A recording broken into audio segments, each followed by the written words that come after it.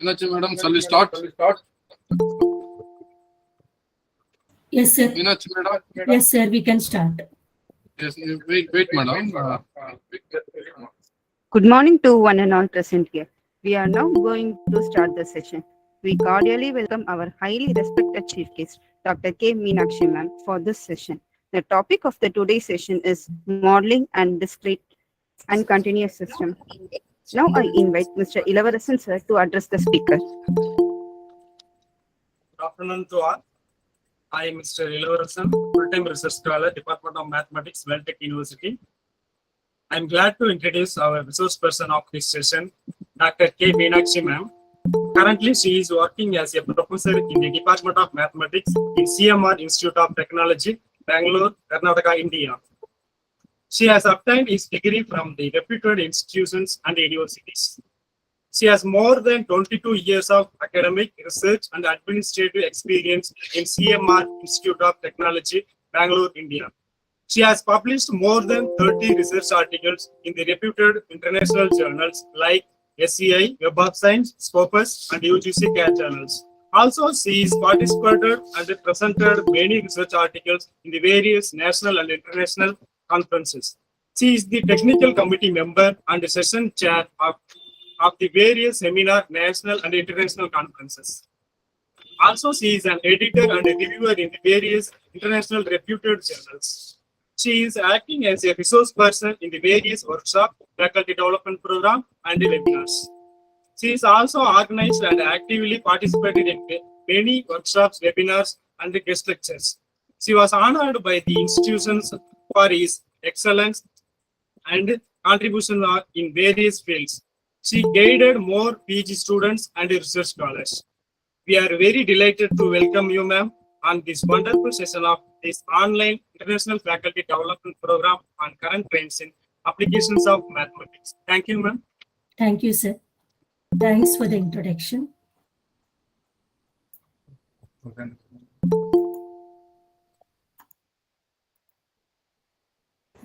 Now we hand over this session to Dr. Meenakshi ma'am. Good afternoon, everyone. Am I audible? Yes, madam. Yes. Can you all see the screen? Yes, madam. Okay. So today's talk, I will discuss about modeling of discrete and continuous systems. So we all know what is mathematics. Mathematics is a study of abstract things like quantity, structure, shape, and change. We find numbers in mathematics, we find shapes in mathematics, and we have also find change in mathematics. So that's why we have geometry, calculus in math. So basically it is a study of abstract things like quantity, structure, shape, and change. Now, what is a model? So model, it is nothing but it is a copy that can be based on, because it is extremely good example of its type. A copy of the system. Model can be explained as a copy of the system, and it is extremely a good example of the type. See, an education system of one country, education model of one country can be followed for other countries. We have come across terms like model child. The builder develops a model for the building. And so we have come across statements like she is a model child. The developer plans to build a model community on the site. The education system was a model for other countries. And he or she is a model student. Now, mathematics has applications in science and modeling. Now, what for we have model? It helps us to explain the system. It is a copy of the system. It helps us to explain the system and to study the effects of different components, and also to make predictions about the behavior. So mathematics is used in science for modeling. It allows predictions to be made from experimental laws. So we can make predictions from the experimental laws. The independence of mathematical truth from any experimentation implies that accuracy of such predictions depends only on the adequacy of the model. So the mathematical truth, if you take any mathematical truth from any experimentation, the accuracy of the prediction depends only on the adequacy of the model. If you have inaccurate predictions, it means we have incorrect mathematics adopted in the model. We can also say that mathematics model is an intellectual model that uses mathematical expression to explain the function of a system. So we have the problem, we have the verbal description of the problem in mathematical form. So we study the real life problem in mathematical terms, in mathematical language. So we have the conversion of physical situation into mathematics with some suitable conditions, which we call it as mathematical modeling. So it is an intellectual model. It can also be called as an intellectual model which uses mathematical expression to explain the function of the system. So in schools, students are assigned maths projects to make them think and learn. They can also use their intellectual abilities to create the model. So basically, it is a description of a system using the mathematical concepts and the language. Modeling is nothing but a description of a system. Mathematical model is a description of any physical system using the mathematics concepts and language. The process of developing a mathematical model is called as the mathematical modeling. So we have a real life problem which we have in mathematical form. So it is nothing but a technique and the pedagogy taken from fine arts, but not from basic sciences. Why we say it is from fine arts? Because in arts we have a portrait of a picture.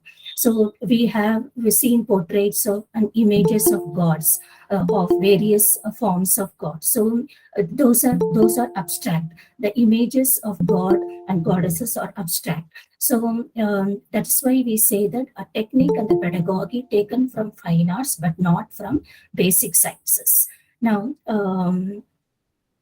next is characteristics of a model. A model should contain the essential structure of objects or events. It should necessarily be incomplete. So only if it is incomplete, we can make changes in whenever there is a change in the problem, we can make changes in the model. So it should be incomplete. It may be changed or manipulated with relative ease. So we should be able to make changes in the model. We should be able to make manipulations in the model. According to the problem, we should be able to make changes in the model for getting the solution. So it is simplification or idealization of the system. Mathematical model. So we can represent the mathematical model using graphs, equations, diagrams, scatter plots, tree diagrams, and so on to represent real-world situations. The model provides an abstraction that reduces a problem to its essential characteristics. So if we take a physical problem, the problem can be lengthy, but we simplify the problem in mathematical language, using mathematical language. That's what happens in mathematical modeling. So we squeeze the problem to essential characteristics. So it should be incomplete. If a model is complete, it will not be interesting for us. So it should necessarily be incomplete, and we should be able to make changes in the model at any time. And it is also a simplification and idealization of the system. And now Berry and Houston was the first person to introduce mathematical modeling. Berry and Houston in 1995, they have explained mathematical modeling with the 6 stages. That is understanding the problem, choosing variables, making assumptions, solving equations, interpreting the solution, validating the model, and criticizing and improving the model. So these are the 6 stages we come across when we have a model for any physical problem. Unless we understand the problem, we choose the variables for finding the unknowns, we make assumptions, and we solve the equations, we interpret the solution, we validate the models and criticize and keep on improving the model. There are 2 main categories of mathematical modeling. One is theoretical and other is experimental. In theoretical modeling, the system is described using equations derived from physics. In experimental modeling, we don't use equation, we use the actual data to simulate the process. So basically we have two categories, theoretical modeling and experimental modeling. In theoretical modeling, we come across equations, and experimental modeling, we use the actual data to simulate the process. And if you take the simplest example of mathematical, let's see the simplest example of mathematical model. So let's say that we want to have a sandbox of length 8 feet and width 5 feet, and another sandbox of length 7 feet and width 6 feet. And we want to find the sandbox which is as large as area as possible. So in other words, the problem is same as finding the larger area of the rectangle. So we have two rectangular sandboxes. We have the dimensions of these two sandboxes. So we want to find out which one has larger area. So, so for this, we will be using area of the rectangle, that is L into B. So this is the simplest example of the mathematical model. So we can say that it is a tool which we can use to replicate real-world situations and solve problems or analyze behavior and predict future behavior in real-world scenarios. So mathematical model use equations to simulate real-world situations. It is used to predict outcomes based on the interacting variables. So it is a tool. It can also be defined as a tool which we can use to replicate real-world situations and solve problems or analyze behavior and predict future behavior in real-world scenarios. Now we have another example for mathematical model. Let's say that the cost of the item is X, and we have the item, let's say that the item is sold at 15% off. So from this, we can find out the sale price. So let's say that cost price of the item is X, and so the item is sold at 15% off. So we have the sale price as 0.85x. So this is an equation. This is the mathematical model for the problem. And we can find the sale price for any x. Now, same problem can be expressed as a graph. So here we have the problem in terms of the equation. We can also have the problem in terms of the graph. Graphs and equations are interchangeable. Now, the best tools for visualizing the data is graph. One of the best tools for visualizing the data is graph. So if we have two variables, we can express the relation between the variables in terms of a sentence or in terms of an equation or in terms of a graph. So we can express a relation between two or more variables as a sentence, as a simple sentence, or we can use equation to express the relation, or we can also use graphs. So if we have the equation, we can have the graph, and if we have the graph, we can write the equation. So we have graph. That's why we say graphs and equations are interchangeable. So the same problem can be expressed as a graph. So in the graph, we have the cost price along the original price along x-axis and the sale price along y-axis, and we have the straight line, that is the s equals 0.85x. So here we have the straight line s equals 0.85x. So this is the solution curve. So we can find the solution curve at any x. Now let's see the steps involved in modeling. So mathematical modeling is a non-linear process that includes 5 interrelated steps. We identify and simplify the real-world problem situation. So we have the real-life problem, physical problem. We simplify the problem using mathematical language. Then we build a mathematical model. We transform and solve the model. We interpret the model. We validate and use the model. So this is these are the steps which are followed in every mathematical modeling. So let's take another example of mathematical modeling, that is linear programming problem. So we have a problem from linear programming. A furniture company produces inexpensive tables and chairs. The production process for each is similar in that both require a certain number of hours of carpentry and a certain number of labor hours in the painting department. So each table requires 4 hours of carpentry and 2 hours of painting, and each chair requires 3 hours of carpentry and 1 hour in the painting department. During the current production period, 240 hours of carpentry time are available and 100 hours of painting time are available. Each table is sold at a profit of $7 and each chair is sold at a profit of $5.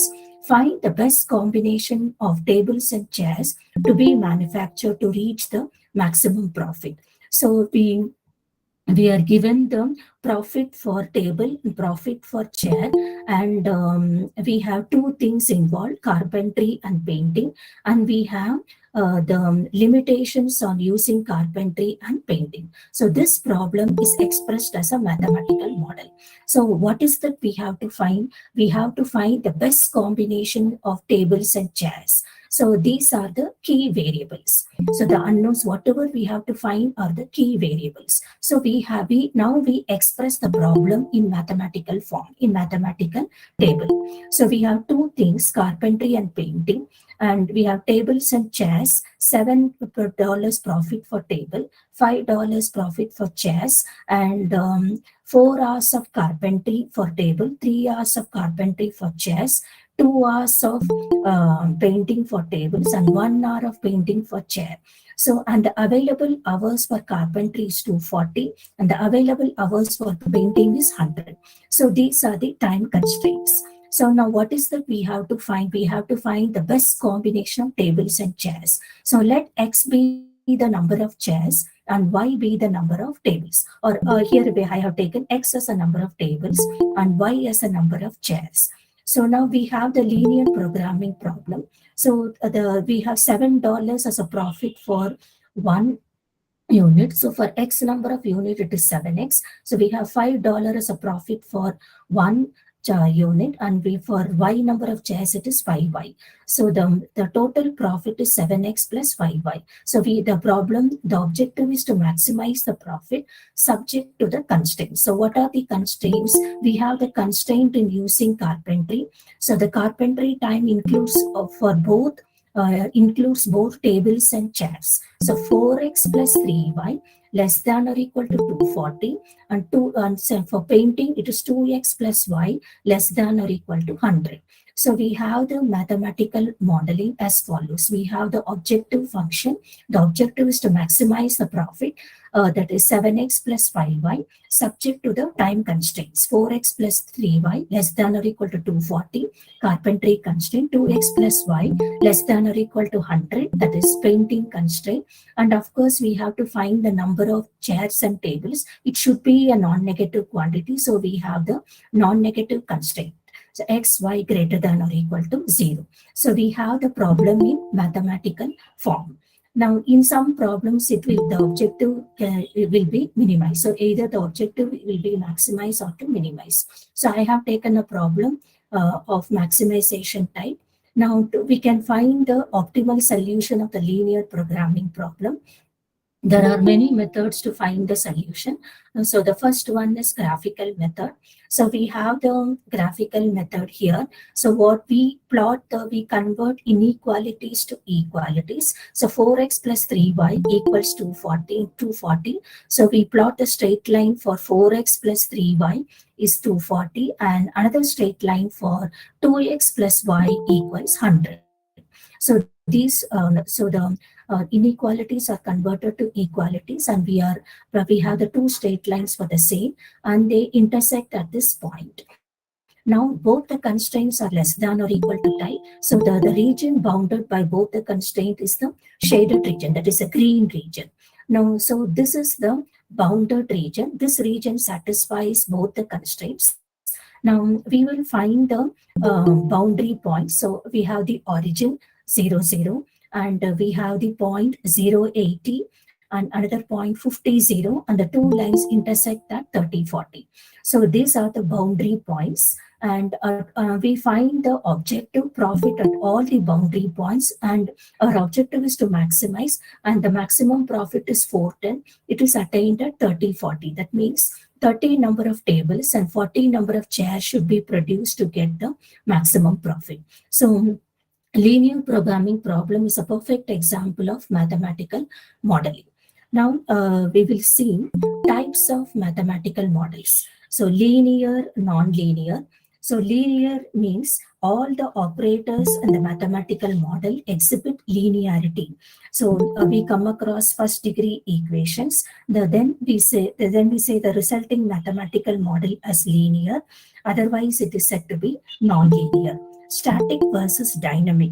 Dynamic model means the system depends on time. So we have time dependent changes in the state of the system. It accounts for dynamic model, accounts for time dependent changes in the state of the system, whereas static model, it calculates the system in equilibrium and it is time invariant. It calculates the system in equilibrium and it is time invariant.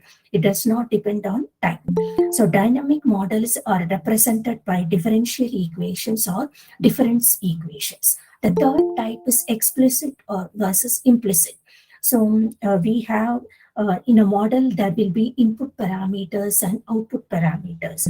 Let's say that all input parameters of a model are known to us. So with the input parameters, we calculate the output parameter. So if we find the output based on the input parameters, then we say that the model is explicit. Otherwise, it is implicit. Given the input parameters and then we find the output, we call it as explicit model. Otherwise, it is said to be implicit. The fourth type is discrete versus continuous. So discrete models. Discrete mathematics, we know that it is a study of discrete objects. Say set, graphs deals with two things, vertices and edges. So, and if we take number of electric bulbs, it is we can say, even if we don't know, we can say that it is a positive integer or zero. So the number of electric bulbs, number of accidents happened in a city are discrete.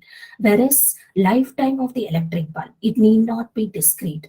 And lifetime of an electric bulb, it need not be an integer always. It can be decimal also. It can be any real number. So discrete means countable. It can be finite or infinite. Whereas continuous, it need not be an integer always.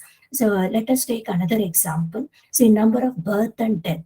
It is discrete, but the time gap between the birth and death of a person need not be integer. It is continuous. It may be discrete or may be continuous. The number of birth and death is discrete, but the time between the birth and death of a person need not be discrete, need not be an integer. It can be decimal also. That's why we say it is continuous. So in other words, continuous means it can take any real number. Discrete means it will be countable, it can be finite or infinite. The fifth type is deterministic versus probabilistic. So deterministic model is the one in which every set of variables states is uniquely determined by parameters in the model. And by sets of previous states of the variables. Every set of variables is uniquely determined by parameters of the model and by sets of previous set of the variables. Whereas in probability, we have randomness. There is a randomness. It is not described by unique values. It is described by probabilistic distribution. And the sixth type is deductive versus inductive or floating. So deductive model, it is a logical structure based on a theory. Deductive model is a logical structure based on a theory. Inductive model means a model which arises from empirical findings and generalization of the findings. So floating model means it is neither deductive nor inductive. So deductive model, it is based on theory, a logical structure based on theory. Inductive model, it arises from empirical findings and generalization from them. The floating model is neither theory nor observation. It is invocation of the expected structure. It is invocation of the expected structure. And the last one is strategic versus non-strategic. So this we come across in game theory. So if the players are autonomous decision makers, we call it a strategy. If the players are able to take the decisions on their own, we call it a strategic. Otherwise, we say that it is non-strategic. So these are the basic types of mathematical models. And then if you take continuous model, so the discrete model means if the model is applied to discrete data. Continuous model means we apply the model to continuous data. So discrete model, they make use of difference equations, whereas continuous model, they make use of differential equations. So modeling is generally broken down into several steps. We make assumptions about the data. The modeler decides what is influencing the data and what can be ignored. So he takes only the cream, he squeezes the model to essential characteristics. So he decides what influences the data and he ignores the other variables. And we make we frame equations to fit the assumptions. We solve the equations, we verify the results. And statistical tests are also applied to the data and the model and compared. So if the model passes the verification progress, it is put into practice. If it fails the verification progress, then the changes are made in the mathematical model till it fits the data, till it fits the system. If the model doesn't fit the data, then it will be ignored. So these are the things we follow when we do a mathematical modeling. Next comes now we will discuss about discrete models as well as continuous models. So discrete, what is discrete system? Discrete system is one in which state variables change only at a discrete set of points in time, whereas continuous system state variable change continuously over time. So discrete system, it changes only at set of points in time. Whereas continuous system, it changes continuously over time. Say the simplest example is lifetime of electric bulb. So lifetime of electric bulb changes continuously over time, whereas number of electric bulbs is discrete over a period of time. We have an example. Any circuit of resistors, capacitors, and inductors can be analyzed using mesh analysis to yield a system of differential equations.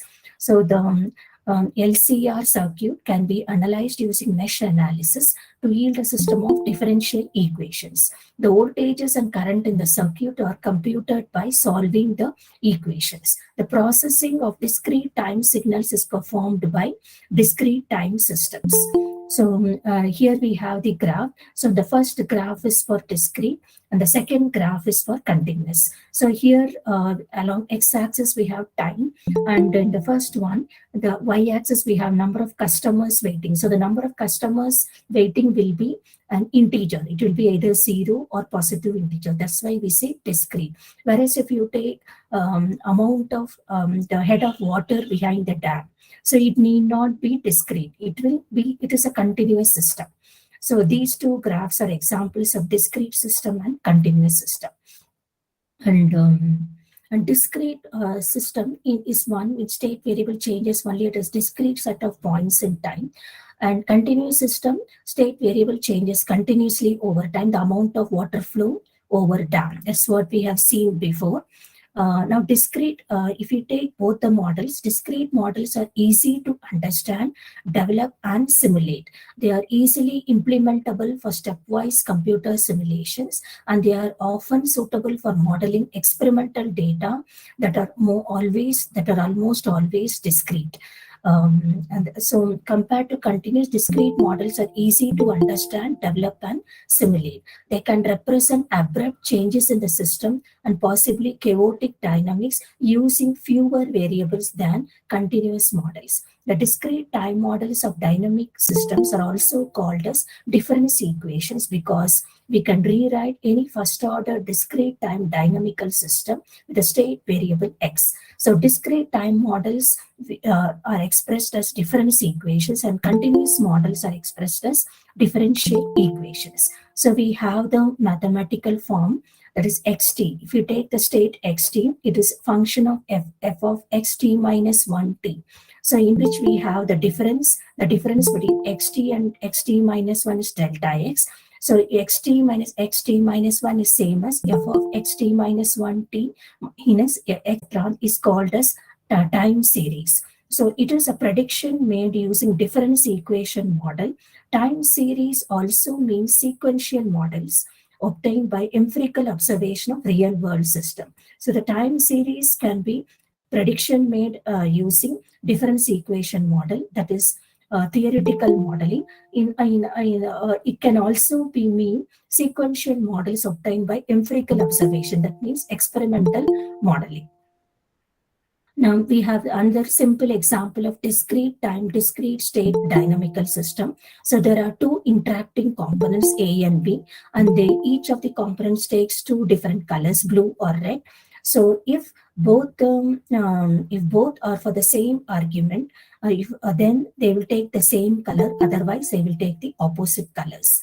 So if A and B are for the same argument, then they will take the same colors. Otherwise, they will take different colors.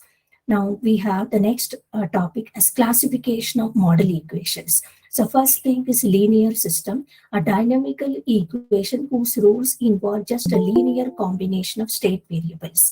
A linear combination of state variables, that is a first degree equation, a variable constant or the sum. Otherwise, it is non-linear. First order system, a difference equation whose rule involves state variables of the immediate past. So if you take xt, it depends only on xt minus 1. Higher order system means systems other than first order. Autonomous system. Autonomous systems is a dynamical equation whose rules doesn't explicitly include time or external variables. Non-autonomous system, they do include time or external variables explicitly.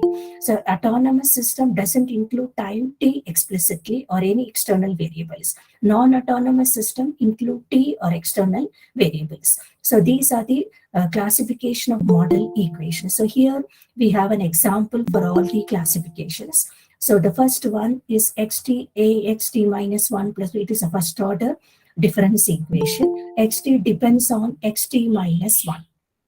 And the second one, if you take the second order difference equation, xt minus 1 plus xt minus 2, it is also called as Fibonacci sequence, which can be converted to first order form by replacing xt minus 1 as yt. So we have xt as xt minus 1 plus yt minus 1. So the second order difference equation is converted to first order equations. So whatever be the order of the equation, if we have nth order equation, if we have nth order difference equation, it can be converted to first order equations for finding the solution. And similarly, if you take non-autonomous equation, so non-autonomous equation, it will involve the variable t and other external variables. So this is a non-autonomous equation. It can be converted to autonomous form by introducing the clock variable z as follows. So zt as zt minus 1 plus 1, where z naught is 1. So zt is written as zt minus 1 plus 1, where z naught is 1. So this non-autonomous equation is converted to autonomous form. It is rewritten in terms of z by introducing the clock variable. So we can convert nth order difference equation to first order difference equation. We can also convert non-autonomous equation to autonomous form for finding the solution. Linear equations are always analytically solvable, while non-linear equations don't have analytical solutions in general. So analytical solution means a solution, a closed solution, that is xt equals f of t. So we should know t to find x. That is why it is called as closed form solution. Closed form solution is helpful because it gives us a way to calculate the system state directly from t at any point in time without actually simulating the whole history of its behavior. So we only need t to find x. Which is not possible for non-linear systems in most of the cases. So we have analytical solution or closed form solution for the linear equations. Now we have difference equations. We have another example for difference equation. A discrete time system can be modeled with difference equations involving current, past, or future samples of input and output signals. So if you take any difference equation, say it can involve current status, current state, past state, and future state. So it can be any discrete time system can be modeled with difference equation which contains current state, past state, and future state. So here we have an example. A length n moving average filter is a simple system that produces an output equal to arithmetic average of the most recent n samples of the input signal. So y of n. The y of n, it is the arithmetic average of n samples, n recent samples of the input signal. So the output is equal to the arithmetic average of n samples of the input signal. So here we have particular example. So the arithmetic average, the output for the 100th output is equal to the arithmetic average of the recent 99 samples of the input signal. And we have the graph for the same. We have input signal and the output signal. We have a graph for this expression. And we have another example, 100-day moving average of Jones index. This is also an example of discrete time system. A length to moving average filter produces an output by averaging the current input sample and previous input sample. So if you take length to moving average filter, the output of that filter, it is the average of input sample and the previous input sample. It is average of current input sample and previous input sample. So this is the general expression. We can find this for different values of n. And we have the graph for the same input signal and output signal for different values of n. This is the graph.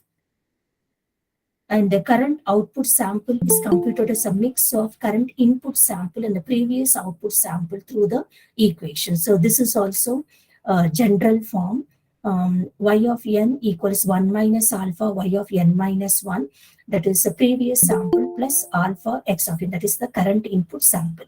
So this is also written for different values of n, 0, 1, 2. And we have the graph for the same. For this expression, we have the graph for different values of alpha. The first graph is for alpha equals 0.1 and the second one is for alpha equals 0.2. So though we have the index along x-axis and the output along the y-axis. And let us take another example. If we take bank loan, the balance, the monthly balance is the output and the monthly payment is the input. So the act of taking a bank loan and paying it back over time is a discrete time system model with monthly payments representing the input signal and monthly balance representing the output signal. So y of n is a monthly balance, x of n is the monthly payment. So we can find the monthly payment by solving the difference equation. So this is a difference equation. And we have the difference equation as follows. This is the monthly balance and right side is a monthly payment. We have the initial conditions, y of n naught minus 1, y of n naught minus 2, so on. And so it is not required to have the initial n naught as 0. And we have the expression for different values of n equals 0, n equals 1, n equals 2. So the difference equation is rewritten for different values of n equals 0, n equals 1, and n equals 2.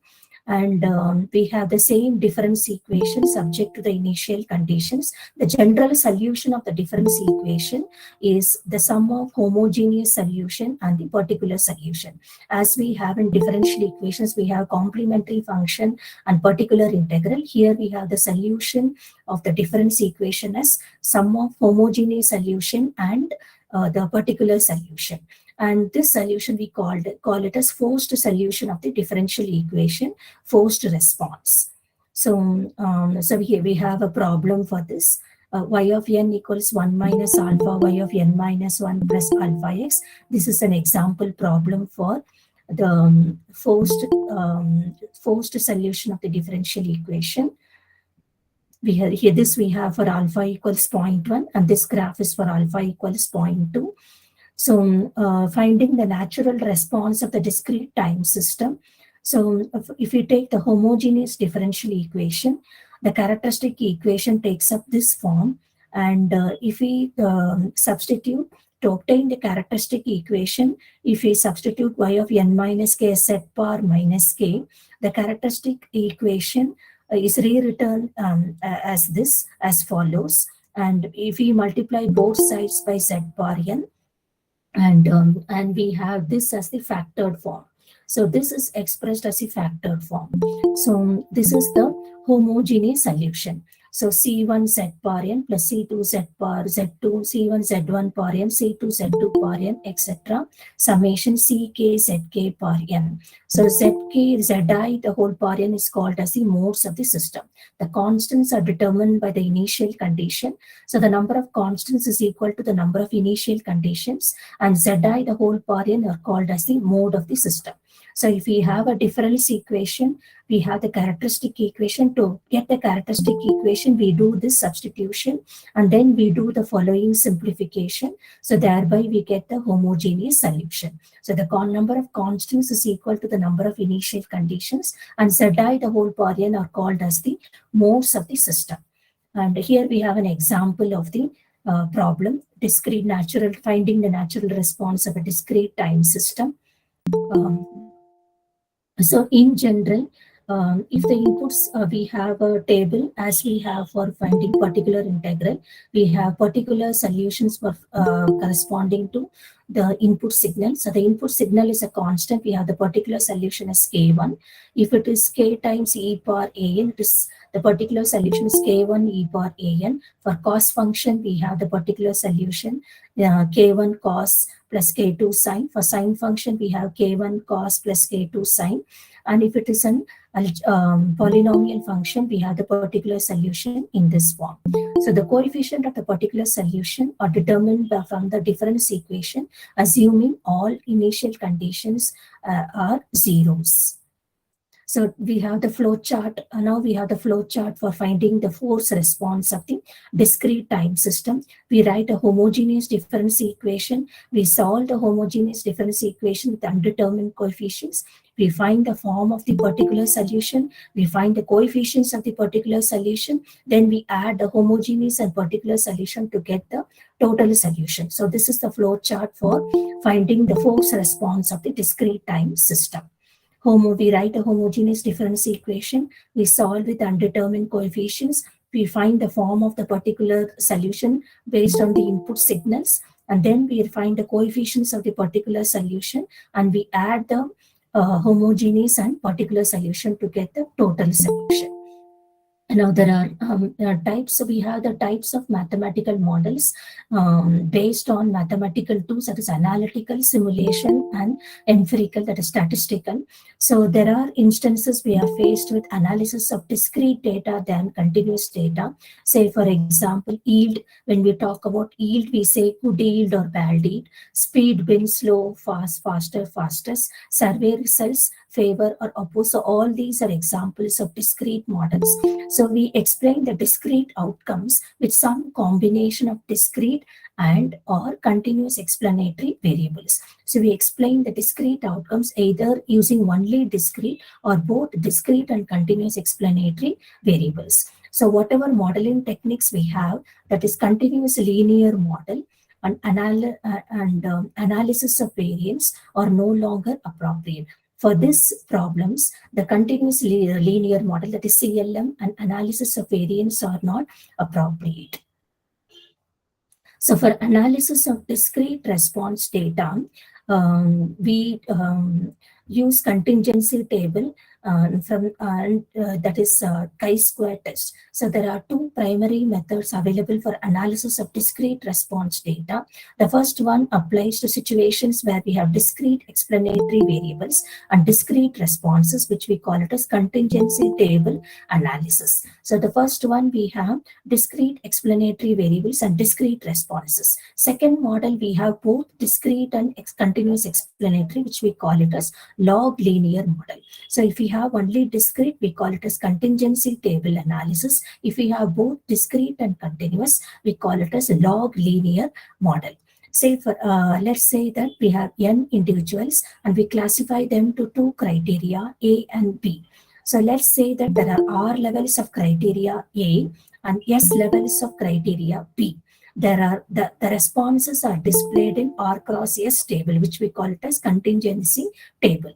So for example, if we have a box of manufactured parts, we can classify them as good or bad, whether they came from supplier 1, 2, or 3. Irrespective of the suppliers, we can classify the box as good or bad.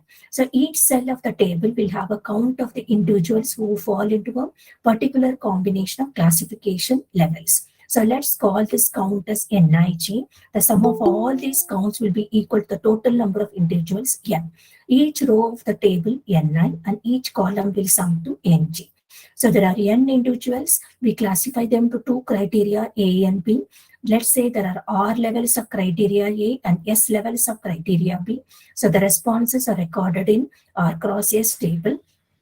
So we take an example, a box. A box can be good or bad. A box of manufactured parts, it can be good or bad irrespective of the suppliers.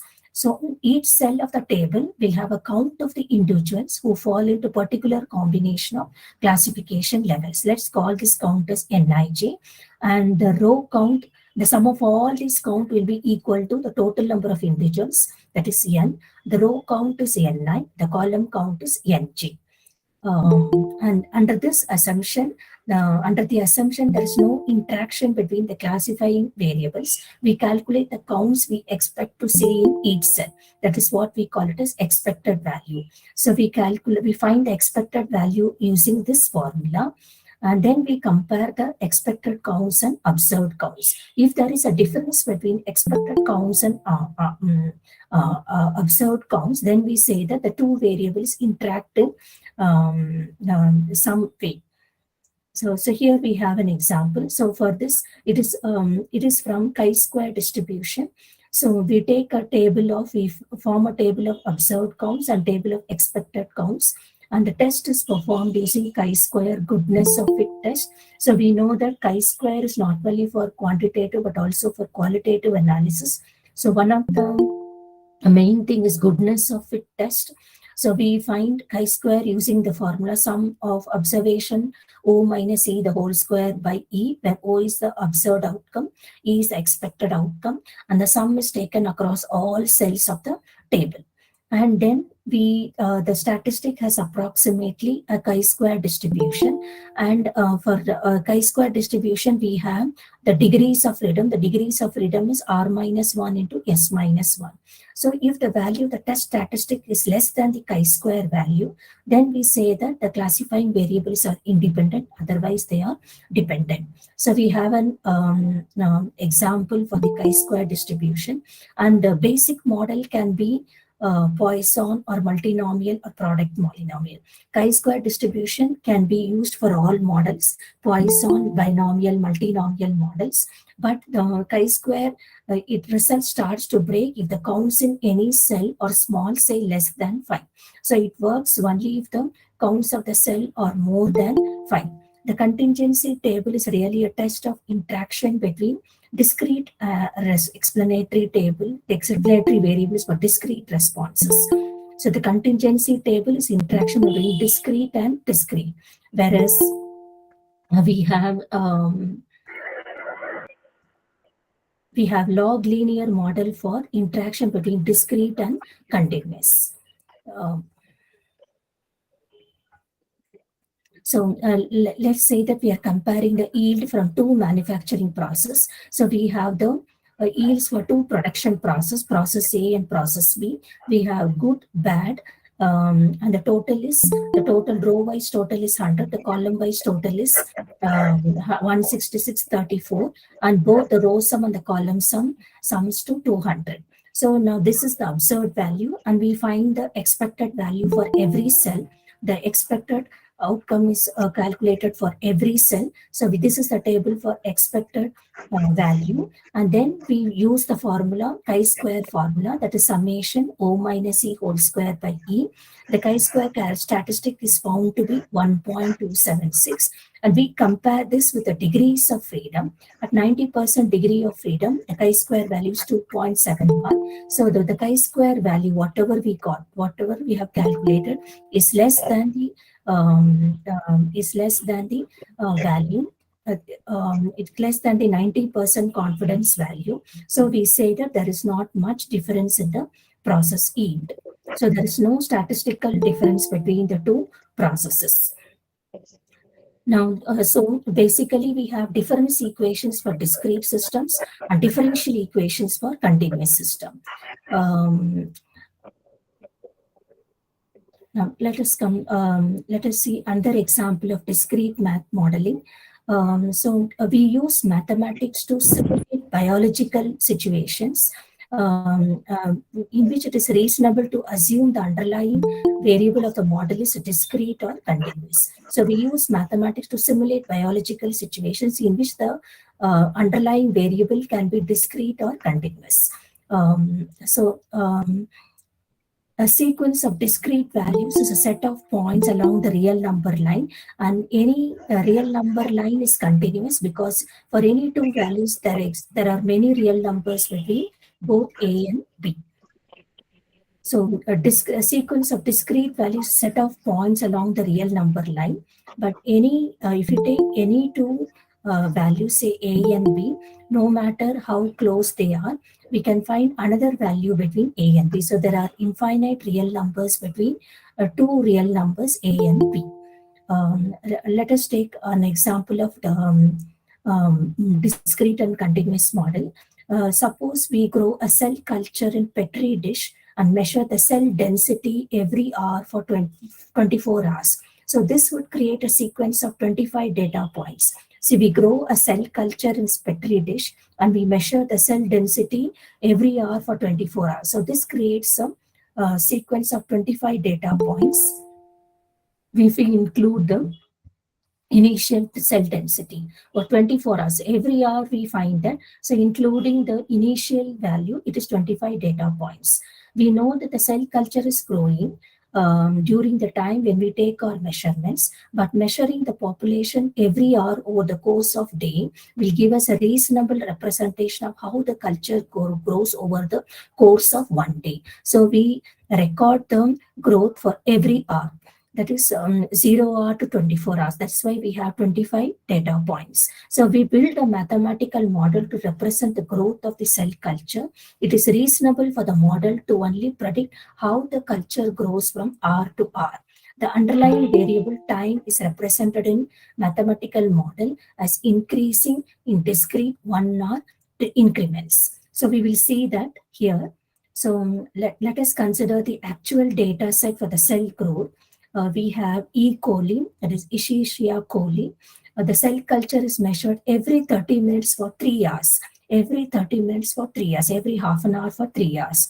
So we have the time in the first row, the cell density in the second row. So E. coli, Escherichia coli, abbreviated as E. coli, the bacteria lives in the lower intestines of endotherms, warm-blooded organisms, including humans. So it is a kind of bacteria which lives in the lower intestines of endotherms, in warm-blooded organisms, including humans. There are a variety of strains of E. coli, of which are part of natural microbiome of an endotherm's intestinal tract. There are some strains of E. coli which can cause severe and adverse reactions in the host, including vomiting, fever, aches, and diarrhea. So this is something about E. coli. Now we have the, for this problem, we have the graph. So we have the time along x-axis, 3 hours. So 0 to 1, 1 to 2, 2 to 3. The second row values are shown as points here. So from the table, from the graph, you can make out that the cell density grows exponentially. You can find that the cell density grows exponentially. So we can describe a sequence mathematically.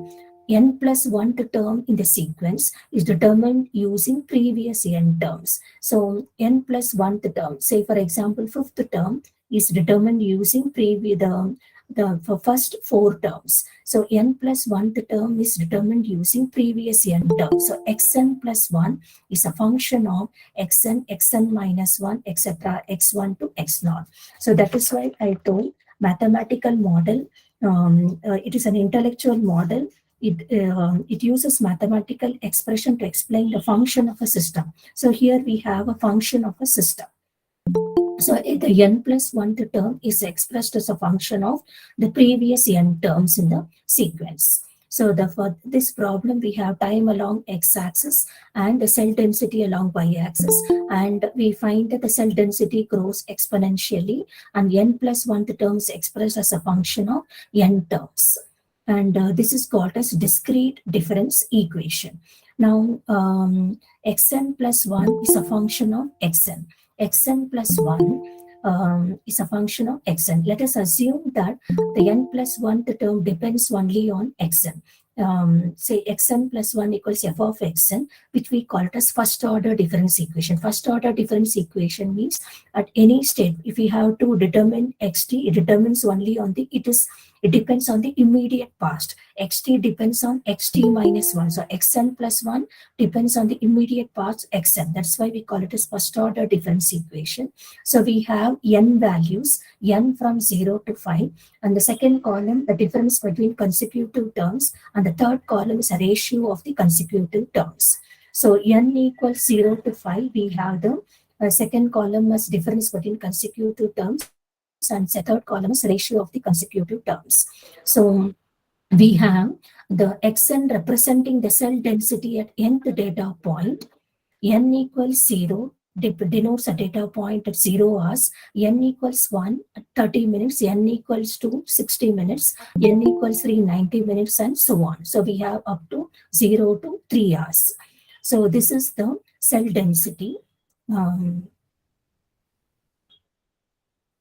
So the underlying variable time is represented as increasing in discrete 30-minute increments. So table 2 shows the difference and ratio of consecutive terms in the sequence representing the cell density data. The difference between consecutive terms in the sequence, if you see the difference between the consecutive terms, the second column, it keeps increasing. Term by term, it is increasing. The first is 0.065, 0.111, 0.129, 0.156, 0.305, 0.479. So it keeps increasing. Whereas if you take the third column, the exception of the first two ratios, the other 4 ratios are more or less same. So the exception of first 2 ratios, the ratios of consecutive terms appears to remain relatively constant as n increases. So the first 2 terms, ignoring the first 2 terms, the other 4 terms are more or less same. They remain to be constant as n increases. If you take the difference between the consecutive terms, it increases. But if you take the ratio of the consecutive terms, except for the first 2 terms, the other 4 terms remains the same. So we have xn plus 1 equals c times xn. The ratios of the consecutive terms show little fluctuation. We assume that the fluctuations we see are due to measurement error. If we assume that the ratios of consecutive terms are constant, if not for measurement error, it will help us to find the value of the c. So now we find the average of all the ratios. We find the average of all the ratios. We get it as 1.7 and 1.5 for model 1. Model 1 is for the difference between the consecutive terms. Model 2 is for the ratio of the consecutive terms. So model 1, we have the C value as 1.7. Model 2, we have the C value as 1.5. Now, if we plot the graph, so we have the problem as a graph. We have expressed the problem as a graph, and we have the we have found x values. We have found x values at different states by taking the difference between consecutive terms, that is model 1, and ratio of consecutive terms, that is model 2. Now we have the graph for all the three. So the gray dotted line, it represents the optical density of E. coli measured every 30 minutes over 3 hours. So the dotted gray line is the actual data. But the model 1, the difference between the consecutive terms, the model 1 is the difference between the consecutive term is blue line, and model 2, the ratio of the consecutive terms. So from the graph, it is very clear that model 1 coincides with the dotted gray line. Model 1, that is blue line, coincides with the dotted gray line. So we say that model 1 is the better choice. So that's what we infer from this problem. Now xn plus 1 equals a times xn. So here we have seen xn plus 1 equals c times xn. So we call it as exponential growth, discrete exponential growth model. So from the graph, it is clear the cell density grows exponentially. That is why we say discrete exponential growth model, and the sequences are generated by functions of the form xn plus 1 equals a xn, which we call it as geometric sequence. So xn plus 1 equals a xn. It is reduced to xn equals a power n x naught. So this is a general form or the closed form solution of the equation. So this is called as a general solution or closed form solution of the equation. So if we know the initial value of the sequence x naught, we can find the nth term of the sequence without iterating all the n terms. So that is the advantage of closed form solution. If we know the initial value of the sequence x naught, we can find the nth term of the sequence without iterating through all the n terms. Now we analyze this for now. A is a constant, so it can be greater than 1 or less than 1 or equal to 1. So if A is greater than 1, so xn plus 1 equals a xn is greater than xn. So n plus 1th term in the sequence is greater than the term that came before it, that is nth term. We call it as increasing sequence. So if a greater than 1, n plus 1th term is greater than the nth term, we have an increasing sequence. So in this example, xn represents a cell density of E. coli populations. At a greater than 1, cell culture is growing, and specifically it is becoming more dense. So by examining the closed form solution, as n tends to infinity, a power n tends to infinity if a greater than 1. So if we allow n to increase towards infinity, the values of the sequence always increase towards infinity. So this makes intuitive sense since a discrete difference equation models exponential growth. So if a is greater than 1, we have the increasing sequence. So if we examine the closed form solution, n becomes increasingly large, that is a power n tends to infinity. So as n tends to infinity, the values of the sequence also increases towards infinity. So this is a justification for exponential growth. Discrete difference equation models exponential growth. Now if a less than n plus 1th term is smaller than the nth term, so we have a decreasing sequence. So if we examine the closed form solution, as n tends to infinity, a power n tends to 0 when a less than n. So x is reduced. This means the amount of x is, since amount of x is reduced by some proportion with increment of n. So so if a is less than 1, we have the decreasing sequence. So as n tends to infinity, we have a power n tends to 0 when a less than 1. So this means since amount of x is reduced by some proportion with some increment of n. If a equals n, then we have xn plus 1 equals xn. Every value in the sequence is the same. So if a equals 1, every value of the sequence is the same. If a equals 1 plus r, we have if a is replaced by 1 plus r, we have xn plus 1 equals 1 plus r xn. So xn is the, what is xn? The amount of x at time step n, and rxn is the proportion of x at time step n. So xn is the amount of x at time step n, rxn is the proportion of x at time step n. So the amount of x at time n plus 1 at time step n plus 1 is amount of x. So the amount of x at time n plus 1 is amount of x at time n plus the proportion of x at time step n. So we have xn plus 1 equals xn plus rxn. So let's say that we have an example. Population increases 3% every year. So xn plus 1 equals xn plus 0.03 xn, that is 1.03 xn. So xn represents a population at time year n. The difference equation produces the increasing sequence. Xn tends to infinity as n tends to infinity. On the other hand, if the population decreases by 3% every year, we have xn plus 1 as xn minus 0.03 xn. So xn represents a population size at year n. So difference equation, here the difference equation produces a decreasing sequence. So xn tends to 0 as n tends to infinity. So xn plus 1, now this equation can be rewritten as xn plus minus xn equals rxn. That's what we have here. So n xn plus 1 minus xn by xn. This is the second column is for r. So the change in x is proportional to the amount of x. The change in x is proportional to the amount of x. So this is similar to the derivative formula. This is similar to the definition of derivative. So that's why we say change in x is proportional to the amount of x. So we have a direct way to estimate a value of r for a model. Now, in the discrete exponential growth model, the change in x was proportional to x, where r is a proportionality constant that represents the rate of change. So if xn plus 1 minus xn equals b, so if it is taken as b, then we have xn plus 1 equals xn plus b.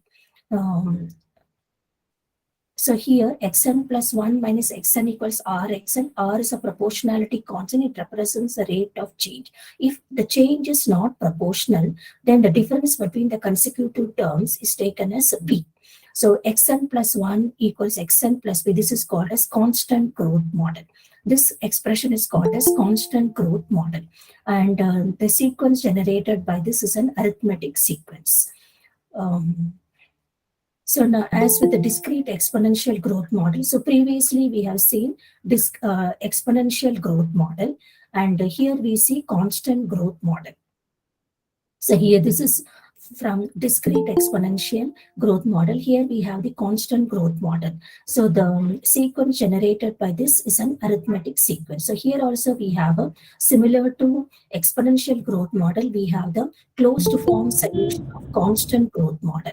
So xn plus 1 equals xn plus b for different values of n. X1 equals x0 plus b, x2 equals x0 plus 2b, x3 equals x0 plus 3b. So proceeding like this, we have xn equals x0 plus nb. So if b is positive, the values of xn increase as n tends to infinity. If b is negative, xn decreases as n tends to infinity.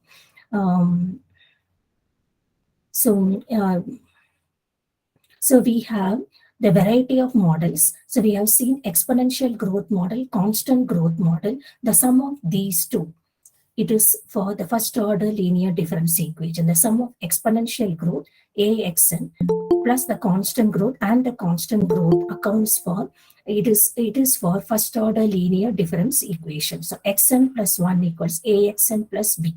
So xn plus 1, it is sum of exponential growth and constant growth. So this expression is called as first order linear difference equation. Now again, this is solved for different values of n. x1 equals ax naught plus b.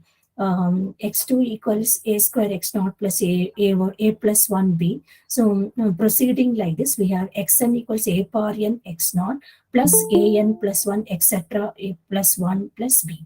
So here, this is in a geometric progression. So we have simplified this as xn equals a power n x naught plus 1 minus a power n by 1 minus a into b. So a power n x naught, this expression, it is same as 1 minus a power n by 1 minus a. So the closed form solution is rewritten as xn equals a power n x naught plus 1 minus a power n by 1 minus a into b. So this is more manageable as an equation. If we have the constants, A and B, we can easily determine Xn. Now we will find the equilibrium behavior and long-term behavior. So equilibrium behavior means it is a state of balance. It means a state of balance and remaining as we are. In the case of discrete difference equation, X is said to be an equilibrium point if Xn plus 1 equals f of Xn. If that X is said to be an equilibrium point of difference equation if X equals f of X. X star is said to be an equilibrium point or fixed point of the difference equation if X star equals f of X star. So if we take exponential growth model, what is the exponential growth model? Xn plus 1 equals Axn, where A is a constant. The model will be in equilibrium if X star equals Ax star. That is, we follow the definition X star equals Ax star, which can occur, which is possible only if A equals 1. So the equilibrium is possible, the equilibrium state is possible only when A equals 1. If A is not equal to 1, then either A will be greater than 1 or less than 1. Accordingly, we have increasing sequence and decreasing sequence. When A equals 1, we have Xn equals X naught for all n. That is, all the terms of the sequence are the same. Now, if we take constant growth model, if we have to determine the equilibrium point, what is the constant? What is the equation of constant growth model? Xn plus 1 equals Xn plus B, where B is a constant. So this will be in equilibrium only if X star equals X star plus B, which is possible only if B equals 0. As per definition, X star will be a point of equilibrium if X star equals f of X star. So if I replace X by X star, it is X star equals X star plus B is possible only if B equals 0. If B is not equal to 0, either it is greater than 0 or less than 0. Accordingly, we have the values of Xn increasing and decreasing. So the X star, so put together X star for the equilibrium for exponential and constant growth, X star equals Ax star plus B, that is 1 minus A X star, where X star equals B by 1 minus A. So X star should be B by 1 minus A for the system to be in equilibrium, which is from exponential and constant growth. The model will be in equilibrium only when X star equals B by 1 minus A, which we got from exponential growth model and constant growth model. If we have to determine the long-term behavior means what happens when n is large. So when n tends to infinity, what happens when n tends to infinity? We have already examined the long-term behavior, that is A greater than 1 increasing, B greater than 0 increasing sequence. We can determine the long-term behavior. We can also determine the long-term behavior by constructing cobweb diagram analysis. By constructing the cobweb diagram. See, we have determined the long-term behavior by seeing what happens A greater than 1. A greater than 1 and when B greater than 0. When A greater than 1 for exponential growth and B greater than 0 for constant growth, we have increasing sequence. Now we are finding the long-term behavior by constructing cobweb diagram analysis. So we construct a cobweb diagram. This is how the procedure is. On xn1 plus plane, xn is a horizontal axis, xn plus 1 is a vertical axis. We plot the equations. We plot the straight lines. Xn plus 1 equals f of xn, xn plus 1 equals f xn. On the xn, we locate x naught. From that, we draw a vertical line from x naught on the horizontal axis to the curve. So that is what we have here.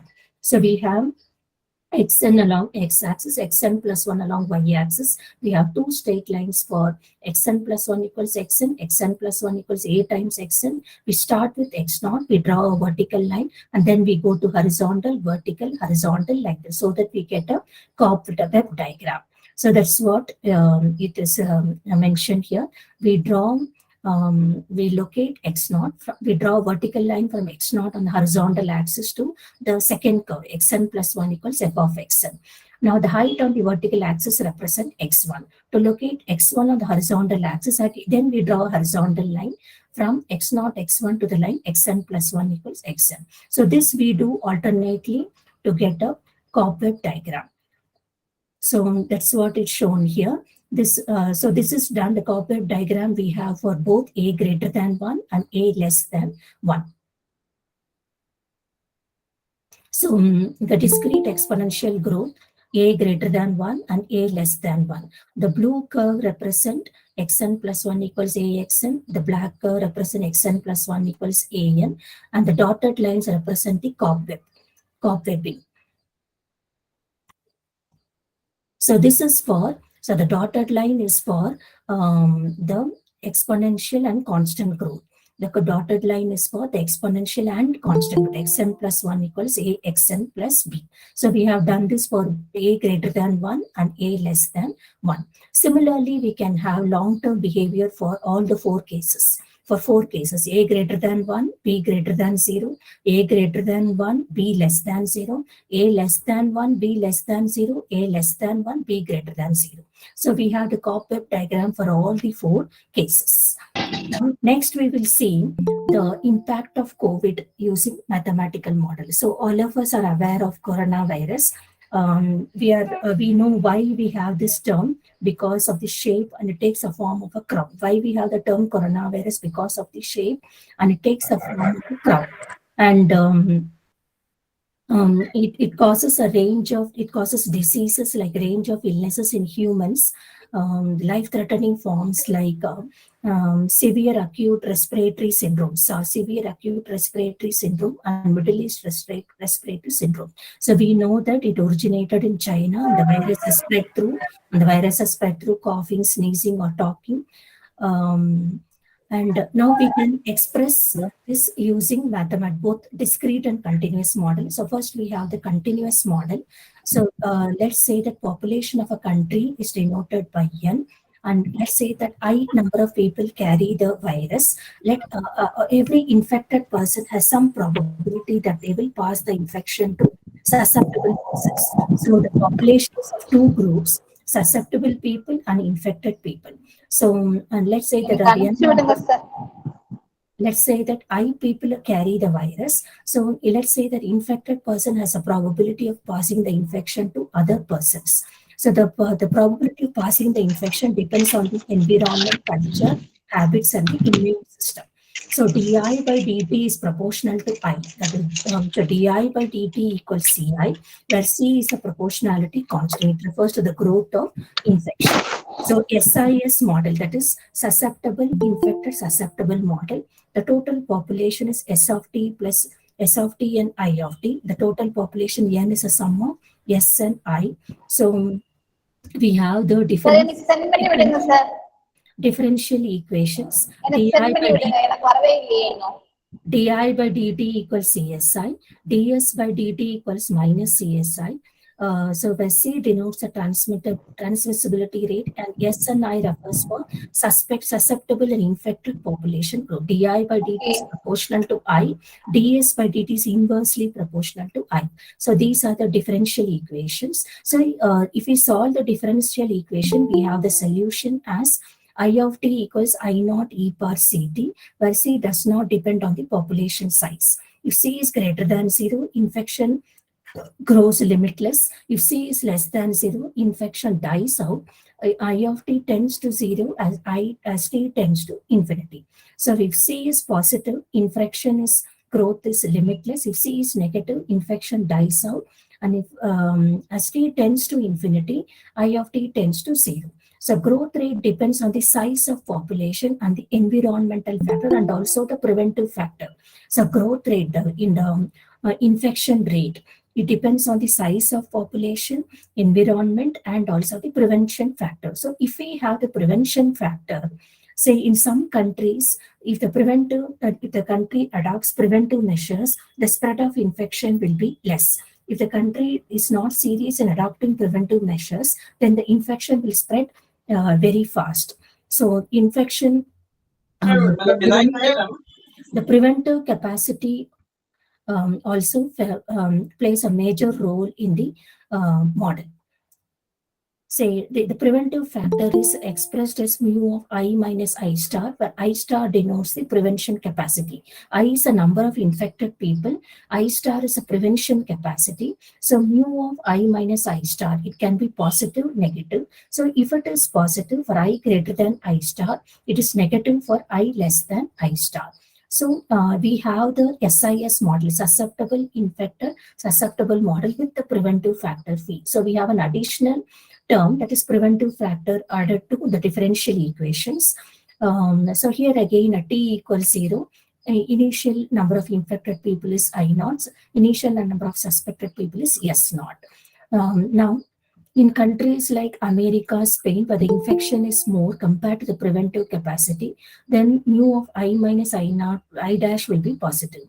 In Asian countries, the infection is less compared to the prevention capacity, then mu of I minus I dash will be negative. Now we have the third model, SIR model, recovery model, susceptible infected recovery model. So with the preventive factor, the infected people can recover. So that is why we have the additional factor. So we have three differential equations. So the total population is N, is a sum of S, I, and R. So if we have the preventive factor, infected people can become normal. They can recover from infection. That's why we have three differential equations. So SIR model with preventive factor P. So again, if the preventive factor is included in all the differential equations, so we have this.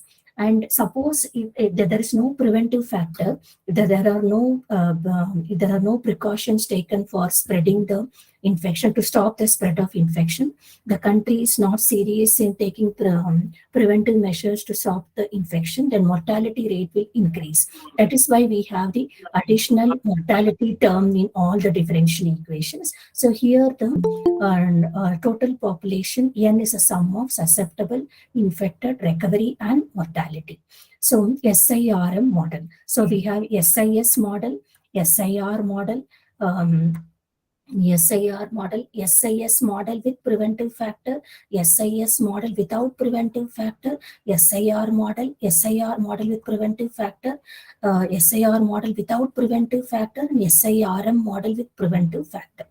So we can solve all these numeric differential equation using numerical analysis. We can use graph theory to solve. We can represent the situation using using graph models, or we can also find the solution using numerical methods. So here we have the solution for the above differential equations using numerical method. So this is the first graph, infective along y-axis, days along the x-axis. So the dotted line is with preventive factor, and the blue line is without preventive factor. So this is for SIS model. So this is the sample model. Initially at time t equals 0, the number of susceptible 1000, transmission rate 0.01, recovery rate 0.99, mortality rate is 0.001. So the analysis is done for the 10 days. So this is the graph for with preventive factor and without preventive factor. And here the second one, we have susceptible versus days. So days along x-axis, susceptible along y-axis. Here again we have the graph with preventive and without preventive.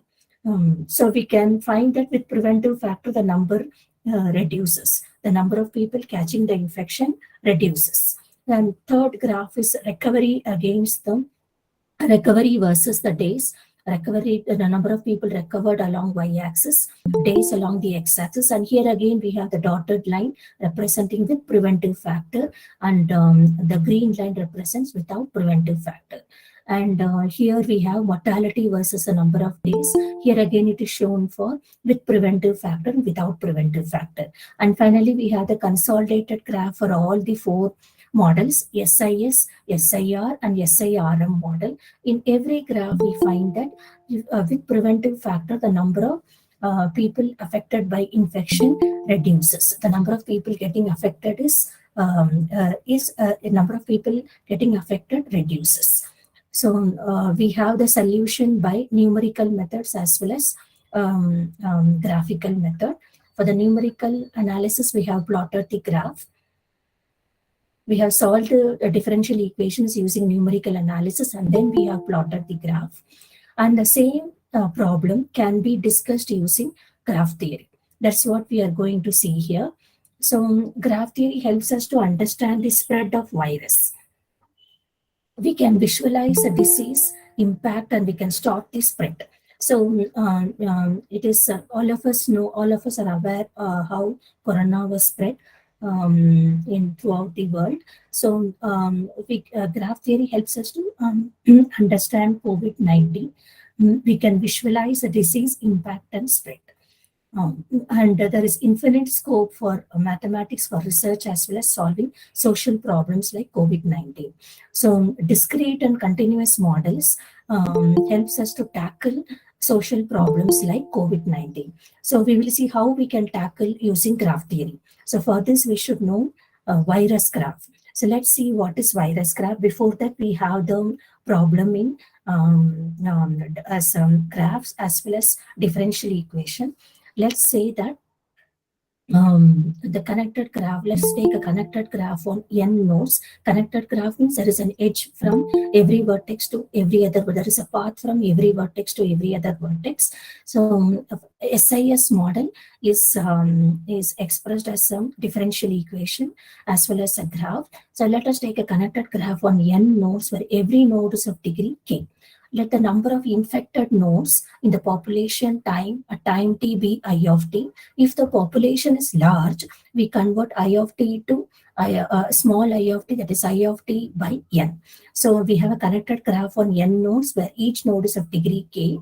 And let the number of infected nodes at time t be I of t. If the population is large, we take the ratio I of t by n as small I of t. It is a continuous quantity which represents the fraction of infected nodes. So the rate at which the fraction of infected nodes, it is due to two processes. Susceptible people becoming infected, infected nodes being cured. So the population consists of two sets, susceptible people, infected people. So that is normal people and infected people. So normal people can become infected or infected people can become normal. So let's say that the cure rate for a fraction I of infected nodes is delta I. The cure rate for a fraction I of infected nodes is delta I. The rate at which the fraction I grows is proportional to the fraction of susceptible nodes. So the rate at which I grows is proportional to the fraction of susceptible nodes. So for every susceptible node, the rate of infection is a product of infection rate per node, beta, the degree of the node, and probability on a given link that susceptible node connects to an infected node. So for every susceptible node, the rate of infection is a product of the infection rate per node, beta, the degree of the node, k, the probability on a given link, the susceptible node connects to an infected node. So this is the differential equation. We solve this differential equation, thereby we get the steady state solution. And I naught is a initial fraction of infected nodes. So this way, so the steady state exists if I infinity greater than 0 and threshold satisfies tau equals 1 by k. So we have the differential equation, we have the continuous model expressed as a differential equation, which we have done through graph theory, that is connected graphs. Now we will see what is a virus graph. Before that, we should have some knowledge of basic things, that is partite graphs. So all of us know about bipartite graph and n-partite graph. So vertex set is partitioned into many sets. Every edge connects a vertex. If you take any edge, it will connect all. It will have endpoints in all the vertices. So if you take bipartite graph, every edge has one end in either of the vertex sets. Cut set is a set of edges of a connected graph whose removal disconnects H. Corona product of graphs, corona product of H and K is denoted by H dot K.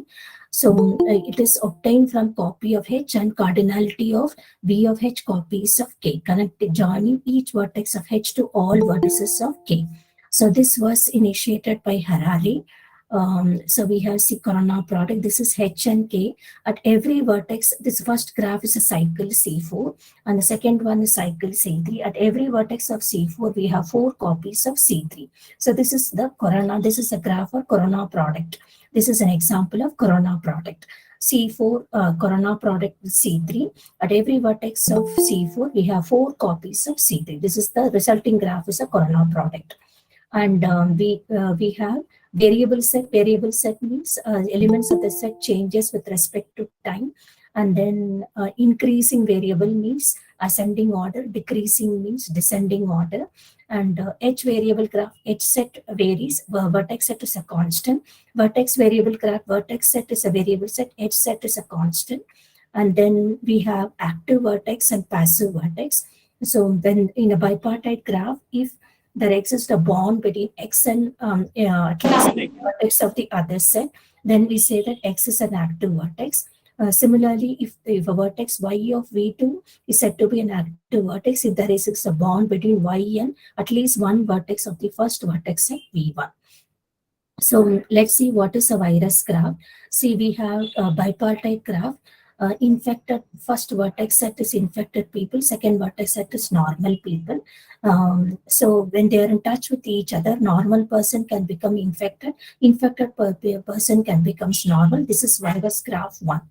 And virus graph 2, so when the infected, here we have active vertices and passive vertices. When an infected person is in touch with the normal people, not all normal people will catch the infection. One of the normal people may catch the infection. So this I develops the bond with that weak person. So we call I as the active vertex. And the remaining I vertices are passive vertices. Similarly, if the normal person who catches the infection is an active vertex, other remaining vertices are passive vertices. And let's take tripartite graph. So we have 3 set of people: infected people, forever infected people, and normal people. So when they are in touch with each other, normal person can become infected, and infected person can become infected forever, or forever infected person can recover and he can become normal. So this is an example of virus graph 2. This is virus graph 2. And virus graph 3, we have 3, again here we have 3 set of vertex sets: infected people, normal people, and people who will not catch the infection, people who are protected forever. So when they are in touch with each other, an infected person can become normal, a normal person can become a normal person can undertake vaccination, can undergo vaccination so that he doesn't catch infection in the future. Or a normal person can become infected. So either way it is possible. So this is virus graph 3. Virus graph 3, our target is to increase the cardinality of S and decrease the cardinality of I. Our objective is to bring the cardinality of I to 0 and increase the cardinality of S. We want to have the S as large as possible. Now virus graph 4, we have 4 sets of population: forever infected, infected, normal, and yes. So infected ones, infected forever, infected people, normal people. Yes is a set of people who will not catch the infection. This is virus graph 4. So the objective is to increase the cardinality of S and to decrease the cardinality of I to 0. So virus graph means it can be any of the 4 type graphs. Virus graph 1, bipartite. Virus graph 2, that is IFN or ISN, or virus graph 4, IFNS.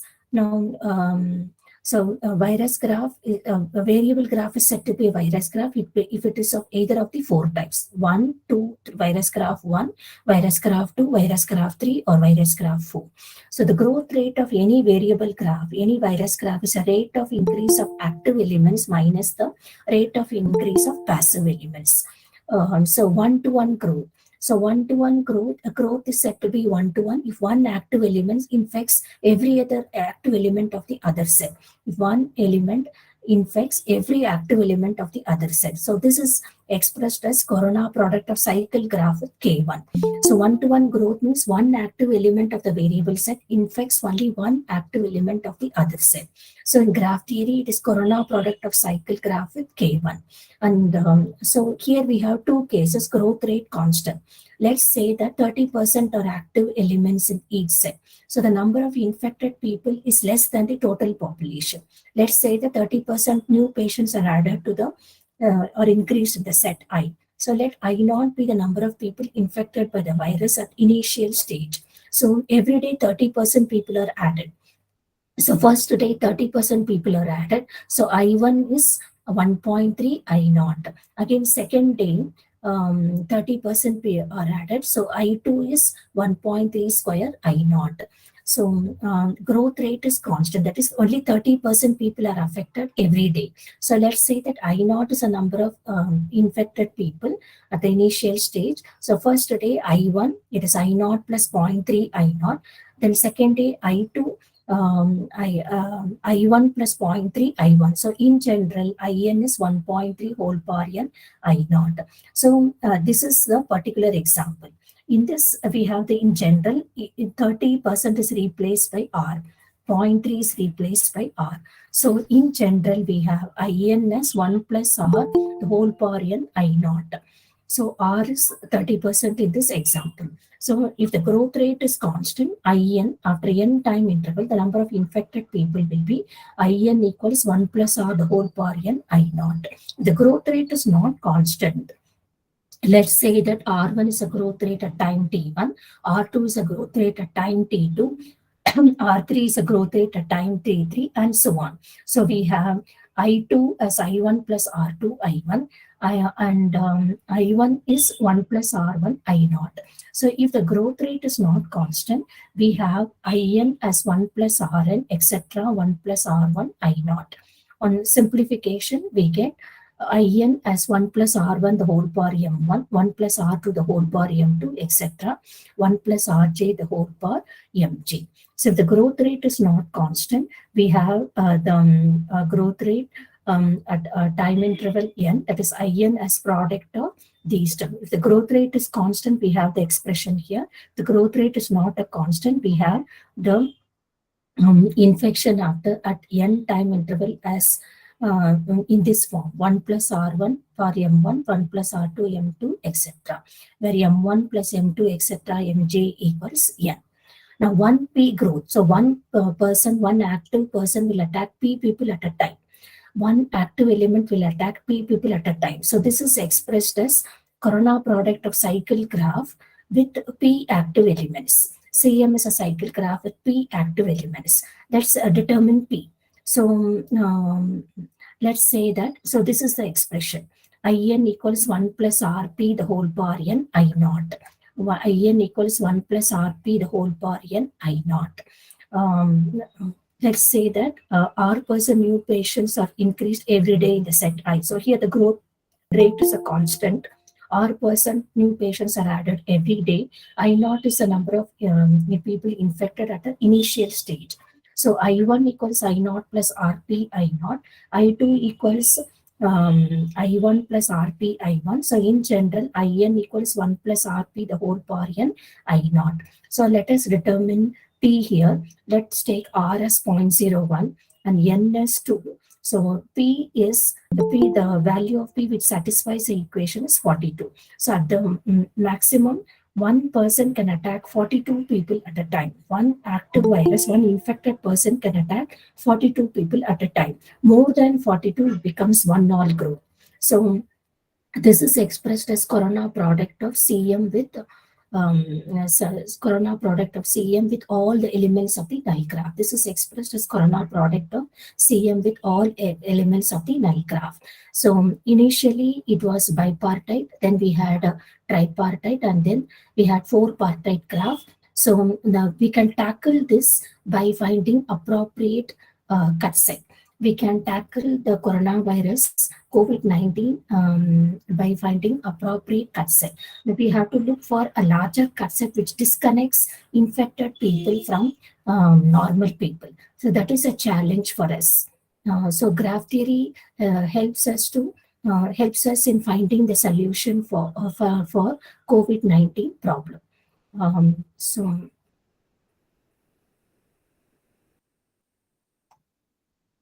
So we have another example for continuous model here. So one of the simplest experiment in microbiology consists of growing unicellular microorganisms such as bacteria and following changes in their population over several days. A droplet of bacterial suspension is introduced into a flask or test tube containing nutrient medium. After this process of inoculation, the culture is maintained at conditions that are compatible with growth. Yes. Madam, please, madam. Yes, sir. So with this, I will stop. Yeah. Today's lecture, I have explained about discrete models and continuous model with some examples. Do you have any questions? Hello? Any questions? Yes, ma'am, can I ask a question? Yes, madam. Ma'am, the virus can be dependent if we have some technical knowledge of the virus dependency of a molecule within the human system. A lot of it can simplify a lot of complications and too many factors coming into prevention of the virus in the humans. Yes, sir. Like for example, madam, the coronavirus binds to the ACE receptor on the cell, each cell of the human body. Yeah, actually the preventive factor, it is not in our hands. It depends on the environment and preventive immunity of the person, immune system. It is not in our hands. Madam, the ACE receptor, the androgen convertible enzyme, madam, that is the key because it's binding to that in the surface of the cell. Yes, so if we can activate the cell to recognize and destroy the virus, it's a preventive. Yes, that's a knowledge, that is technical knowledge of the virus. Yes, yes.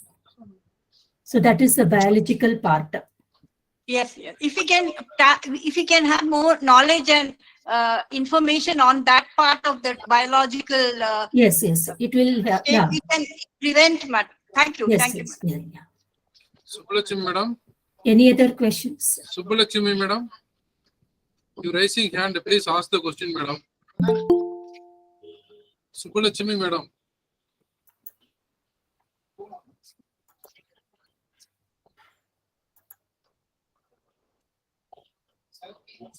Yes, madam. Any others? Meenakshi, madam, can we conclude the session, madam? Yes, sir. Yes, sir. Madam, thank you, madam. You are a wonderful section, madam. Today everybody is listening. You covered for maximum areas, madam. Yeah. In the mathematical model, many areas like graph theory, many areas, madam. Yes. Thanks for giving me the opportunity, sir. 1 minute, madam. Formal conclusion is there, madam. Now we conclude this session with a vote of thanks. Thank you, ma'am, for your excellent presentation. It is a very interesting session that will be of great assistance in the field of modeling. Once again, thank you, ma'am, and extend our thanks to all the participants for your participation. Now this session is over. Next session will start at 10:45 a.m. tomorrow. Thank you. Meenakshi, madam. Yes, sir. Yes, ma'am. Thank you, ma'am. Thank you, sir. Thanks for giving me the opportunity, sir. Yes, ma'am. Yes, ma'am. The session is over now.